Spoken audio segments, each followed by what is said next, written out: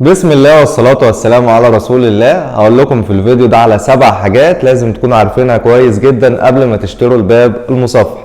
مبدئيا كده لازم نشتري من حد ثقة ومضمون علشان ما يضحكش علينا لو ما عندناش خبرة في الابواب المصفحة. واول حاجة لازم تخلي بالك منها وانت بتشتري الباب المصفح ان هو يكون باب مصفح تركي، ودي هيقول لك عليها السيلز اللي موجود في المكان او صاحب المكان اللي انت بتشتري منه، وهتتاكد منها من خلال الحفر اللي بيكون مكتوب على الباب.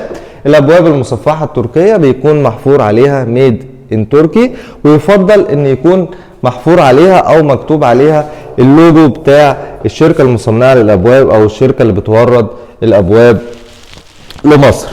تاني حاجة لازم تخلي بالك منها وانت بتشتري الباب المصفح ان الباب المصفح يكون تصفيح كامل، ويفضل كمان يكون 2 مللي، ودي برضه هيقول لك عليها السيلز اللي موجود في المكان، وانت هتتأكد منها من خلال ان انت هتطلب منه مغناطيس وتبدأ تمشيه على الباب.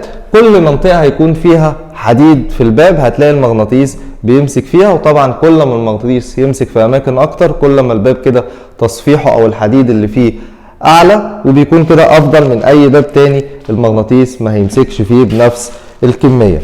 تالت حاجة لازم تخلي بالك منها ان عرض ضلفة الباب اللي هو العرض ده يكون 11 سنتي مش 10 سنتي او اقل. لو بصينا كده على الباب ده هنلاقي ان عرض الضلفة 11 سنتي. رابع حاجة ان الباب يكون على الاقل 3 لوك.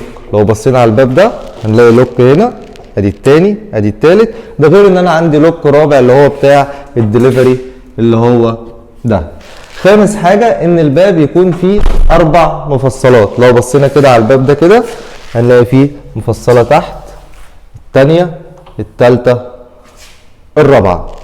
خامس حاجة الحلق بتاع الباب او الفريم بتاع الباب يكون فيه دعامات. لو بصينا كده على الحلق بتاعنا ده هنلاقي ان في قطع حديد رابطه بين الحلق من جوه والحلق من بره.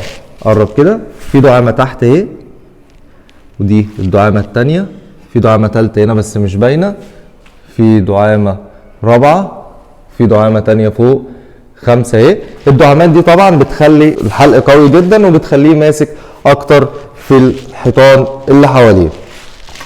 رقم 6 ان احنا يكون عندنا كالون ديليفري اللي هو الكالون ده. الكالون ده بيقفل بالشكل ده كده، اسمه كالون ديليفري لان وظيفته ان هو لما حد يجي لك مجرد ان هو جاي يديك حاجه من على الباب ويمشي على طول وانت مش واثق فيه او انت خايف منه، فبتروح قافل الكالون الديليفري وبعدين تفتح الباب بالشكل ده كده.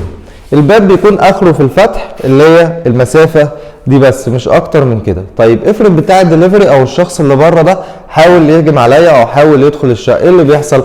مجرد ما بيزق الباب بالشكل ده كده الباب بيكون فيه سوسته بتخلي الباب يقفل اوتوماتيك في وش اللي بيدخل. سابع حاجه ان وش الباب يكون ظهر الباب. يعني ايه الكلام ده؟ لو بصينا كده على شكل الباب من جوه وبصينا كده تاني على شكله من بره هنلاقي ان شكل الباب من جوه اللي هو وش الباب زي شكل الباب من بره اللي هو ظهر الباب، ودي طبعا بتفرق جدا في سعر الباب.